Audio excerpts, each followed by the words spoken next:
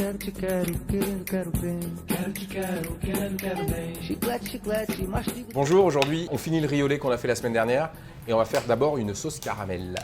Mais un caramel un peu spécial parce que c'est un caramel à la cannelle, bâton de cannelle de Ceylan, très important. Alors, la recette elle est simple. On va mettre le sucre à sec dedans avec la cannelle qu'on va casser en morceaux. Comme ça va permettre un petit peu de la torréfier. Chose importante quand on fait un caramel comme ça à sec, on reste devant. Parce que si on reste pas devant, ça brûle à tous les coups. Il ne faut pas trop remuer au début parce que ça fond gentiment.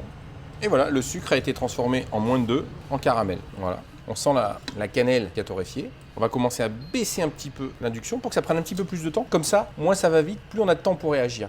C'est un petit détail assez important. Alors, suivant ses goûts, on va pousser le caramel en cuisson. Blond, blond foncé, brun clair. Moi, je vais le faire brun clair parce que c'est comme ça que je l'aime. Alors, on est pas mal, hein. Allez, on va commencer à mettre le beurre. On décuit le caramel comme ça. Crème. J'ai l'impression que c'est prêt. Voilà, caramel au beurre de micelle.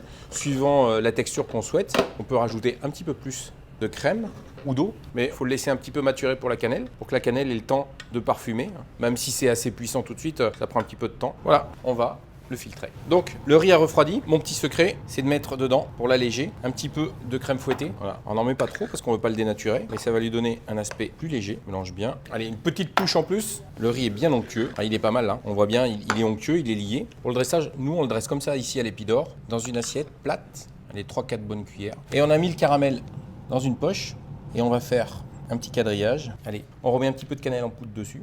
Et voilà, c'est le riz au lait de l'Épidore avec la recette du riz au lait, du caramel au beurre de micelle à la cannelle et la façon dont on dresse et dont on le sert.